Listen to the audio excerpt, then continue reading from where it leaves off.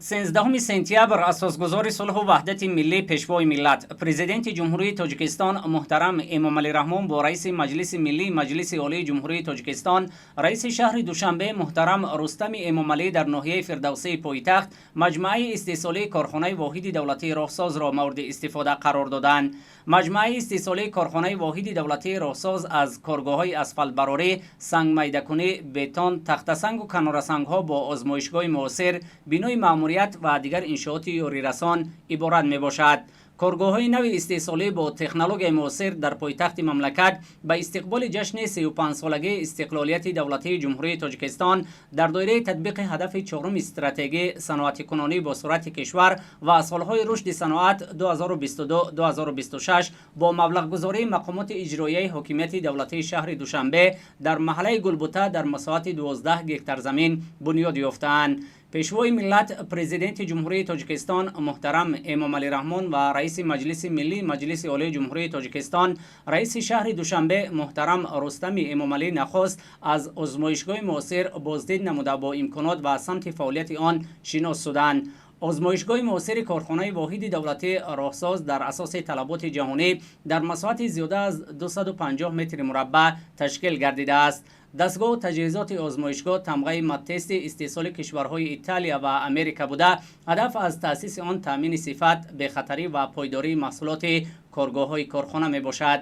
در آزمایشگاه با مقصد سنجش صفت مال و محصولات راهسازی و ساختمانی 110 اسباب و لوازمات آزمایشگاهی موجود است. تمام محصولات خام، نیم تیار و تیار کارخانه قبل از کارکرد و بعد از آن از جانب متخصصان مورد سنجش قرار گرفته صفتناکی آن معین و برای کارکرد و استفاده روانه کرده می شود. متخصصان و مهندسان وطنی با استفاده از شرایط موجوده امکان دارند که ترکیب آمیخته های اسفالت و بتون، مقدار قیر در آمیخته، خردشوی سنگریزه، یازش قیر تا حد ضروری، حد مستحکمی نمونه های اسفالت و بتونی و سمنت و بتونی، زیچی خاک‌های زیچ کرده شده و غیره را در دایره طلبات بین المللی معین نمایند. همچنین امکان است که با استفاده از تکنولوژی معاصر آزمایشگاه در انشاءات بنیاد شونده از جمله راه‌ها سنجش‌های سیار در اساس طلبات جهانی انجام داده شود. تکنولوژی و خطهای استیصالی تمام کارگاه‌های نو صنعتی در مجمع نوبنیاد در شهر دوشنبه از کشورهای پیشرفته جهان از جمله ایتالیا، ایالات متحده امریکا، فدراسیون روسیه، جمهوری مردمی چین و جمهوری ترکیه وارد کرده شده با جلب متخصصان وطنی وصل و نصب گردیدند. ما با این 110 تجهیزات ها می توانیم زیاده از 300 تشخیص های فیزیکی، مکانیکی آمیخته محصولات ها را در این آزمایشگاه تشخیص گذارانیم.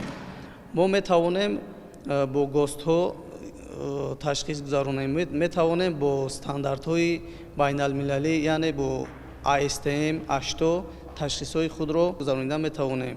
در آزمایشگاه ما متخصصان صحوی بوده، همه‌شان از عهده کارهای آزمایشگاهی میبرند. ما میتوانیم انتخاب ترکیب اسفالت بتون کلاندانه و میده‌دانه، انتخاب ترکیب سنگریزه و مستیکی اسفالت بتون را در این آزمایشگاه به یگان مانع تشخیص گذارانیده میتوانیم. تکنولوژی اساسی ما این مارشال میباشد. ما با این مارشال میتوانیم خاصیت‌های غیجشی اسفالت، ترقیشی اسفالت، چند قدر مستحکمی و چند قدر باربرداری آن را در آن معین کرده می توانیم. باز در اینجا پلوتنومر یعنی زیچی میانه اسفالت را ما در آزمایشگاه به یگان مانع تشخیص گذارانیده می توانیم. پیشتر ما در انشاءات ها رفته با طریق بریده گرفتن آورده به آزمایشگاه سنجش میگذراندیم. آن زیاده از 4 ساعت وقت را بسیارتر میگرفت.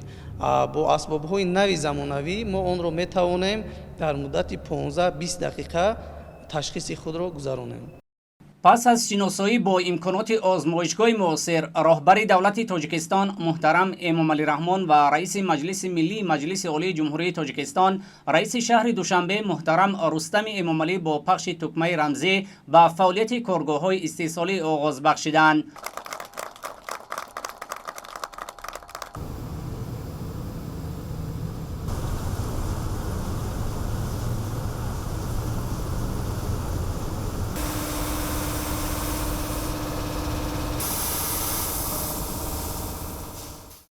با افتتاح این مجمع استیصالی 400 نفر شهروندان مملکت در 2 بست و در 3 بست 600 کس با جای کار و معاش بلند تامین می شوند. اسنای شناسایی پرزیدنت جمهوری تاجیکستان محترم امامعلی رحمان با روند فعالیت مجمع اطلاع داده شد که اقتدار استیصالی کارگاه استیصال اسفالت و بتون 160 تن محصولات در 1 ساعت می باشد. در این مجمع با استفاده از کارگاه تمغه امن سنگریزه باقر سیاه کرده شده، اسفالت و بتون کلاندانه، اسفالت و بتون میدادانه نوهای A, B, V و اسفالت و بتون سنگریزه ماستیکی شیمیه با صفت بلند و مطابق با معیارهای بین المللی استیصال می گردد. تمام مواد خام برای استیصال محصولات ساختمانی و راهسازی اعلی صفت محلی بوده، از آن با رعایت استانداردهای جهانی محصولات آماده کرده می شود. در کارگاه استیصال اسفالت و بتون همچنین ذخیره‌گاه موم با گنجایش 160 تن و ذخیره‌گاه خاکی مینرالی با گنجایش 480 تن موجود می باشد. کارگاه مذکور از سر کرده از اسفالت با قیر سیاه کرده شده، اسفالت کلاندانه، اسفالت میدادانه نوهای ABV و همچنین اسفالت بتونی که امروز در شهر دوشنبه معمول می باشد، یعنی اسفالت بتونی سنگریزه ماستیکی شیمیه که علاقه در خیابان نصرت الله مقسوم، خیابان حافظ شیروزی و خودی مجمع استقلال و هم با درآمد قسمت جنوبی که از این اسفالت بتون استفاده برده شده است در این کارگاه استیصال کرده می شود. یعنی برتری این اسفالت از دیگر اسفالت ها در آن می باشد که هم مستحکمی راه تامین می باشد و هم عمری خودی راه نسبتا دراز کرده می شود. عین حال راههای автомобилгари шаҳри Душанбе тибқи меъёри қоидаҳои сохтмонӣ, яъне дар 12 сол бояд як бор таъмир гузаронида шавад ва вақте ки мо асфалтобетони сангрезаи мастикӣ истифода мебарем, мо метавонем дарознокии умри роҳҳоро аз 18 то 20 сола бурда расонем. тобовари асфалти сангрезаи мастикӣ дар миқёси ҷумҳурӣ, яъне бо инобати иқлими ҷумҳурии Тоҷикистон ки қири тамғаи 60-90 истифода бурда мешавад, яъне тобоварии мустаҳкамии роҳро таъмин менамояд. Коргоҳҳое ки дар ҳудуди корхонаи воҳид давлатии ростсозии шаҳри Душанбе айни ҳол васл гардидааст, мо метавонем ки дар ҳудуди шаҳри Душанбе ва миқёси ҷумҳурӣ сатҳу сифати роҳҳоро таъмин намоем. کارگاه سنگ میده‌کنی در این مجمع امکان دارد که در 1 ساعت از 120 تا 140 تن محصولات از جمله قم، سنگریزه با اندازه از 5 تا 15 میلیمتر و سنگریزه کلاندانه با اندازه از 15 تا 30 میلیمتر را استیصال نماید. استیصال تخته سنگ و کناره سنگ ها نیز در این مجمع با استفاده از تکنولوژی معاصر عملی کرده شده. با رعایت معیارهای جهانی 3 نوع تخته سنگ و کناره سنگ آماده کرده می شود. اقتدار استیصالی این کارگاه از 40 تا 60 متر مربع تخته سنگ و از 60 تا 360 متر طولانی کناره سنگ بوده. با استفاده از شرایط موجود آینده اقتدار استیصالی باز هم بلند برداشته خواهد شد. تجهیزات نوی استیصال تخته سنگ و کناره سنگ برای ساختمان راههای شهر دوشنبه تحویل و نصب گردیدند. تکنولوژی پیشرفته روسیه می باشد. جزئیات اساسی راه استفاده برده می شود. یکی از جزئیات اساسی راه به غیر از گوییم که اسفالت و جوبارهای آهن بتونی دخالت می شود تخته سنگ، کناره سنگ. ما در اینجا این رو استیصال میکنیم.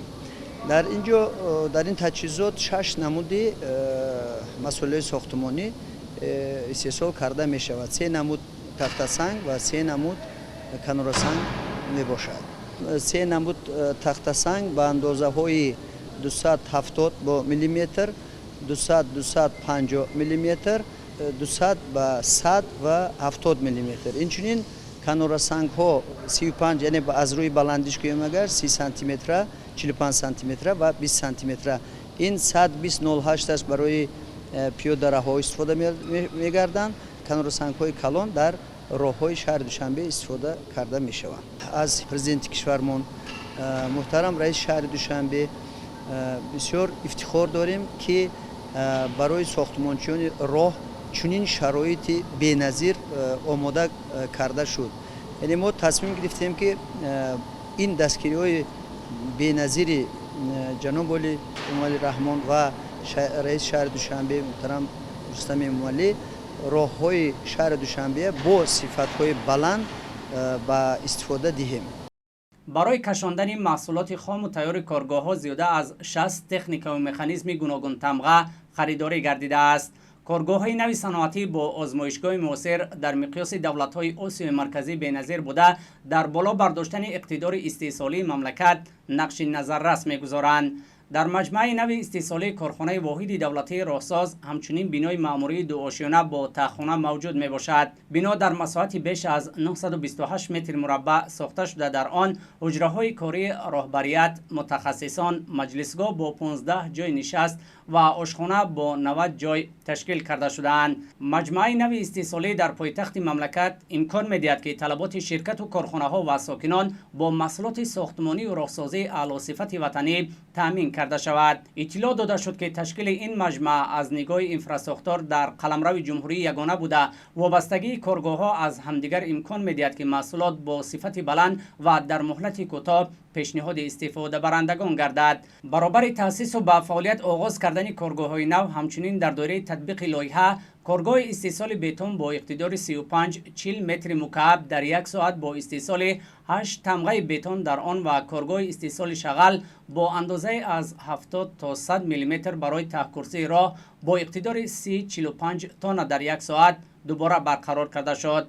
با اندیشه متخصصان افتتاح کارگاه‌های نوی استحصال امکان می‌دهد که در روند ساختمان و نوسازی راه و کوپرک‌ها در شهر دوشنبه و در مجموع مملکت نوگانی‌های تازه در اساس تجربه جهانی عملی کرده شود. سرور دولت محترم امام علی رحمان پس از شناسایی با جریان فعالیت کارگاه‌های نوی صنعتی از گوشه نمایش محصولات تیار دیدن نمودند. در نمایشگاه نزدیک 40 نوع محصولات استحصالی کارگاه‌های نوی وطنی معرفی کرده شد. اطلاع داده شد که آینده در اساس اقدام‌های سازنده رهبریت مقامات اجرایی حکومت دولتی شهر دوشنبه کارگاه‌های استحصال قبور و سیمچوب‌های بتونی، نوه‌های آهن و بتونی، محصولات آهن و بتونی برای ساختمان کانال‌ها و نوه‌های آهن و بتونی برای خط‌های قبورهای گرمی‌دهنده و دیگر محصولات ساختمانی و راهسازی فعال کرده می‌شود و جای‌های کاری نو تأسیس می‌یابد. سرور دولت تاجیکستان محترم امام علی رحمان اقدام رهبریت مقامات اجرایی حکومت دولتی شهر دوشنبه را در سمت فراهمسازی امکانات مساعد جهت کارکرد اشیاء خام محلی تا به حد نهایی و جلب هرچه بیشتر ساکنان با جای کار دائمی نمونه ارزیابی کرده بنیاد مورد استفاده قرار گرفتن کارخانه و کارگاه‌های نوی صنعتی را در پایتخت برای تطبیق سیاست سازنده حکومت جمهوری تاجیکستان و عملی سازی هدف چهارم استراتژی صنعتی کنانی با سرعت کشور مهم معنی داد کردند. تاکید کردن به مورد است که در شهر دوشنبه با مقصد تطبیق هدف چهارم ملی صنعتی کنانی با سرعت کشور و سالهای رشد صنعت 2022-2026 با استفاده از امکانات و اقتدارهای موجوده سال 2021-26 کارخانه و کارگاه‌های استحصالی و در 8 ماه سال روان 16 عدد مورد استفاده قرار گرفته است. سهم و حدود کارگاه‌های استحصالی کارخانه واحد دولتی راهساز در دایره تدبیرهای سازنده سبز و خرم کرده شده مساحت 8000 متر مربع میسازار گردیده است. همچنین راهروهای حدود مجمع بتونپوش و منفرش گردیده 953 متر مربع سفالک پوش کرده شده است.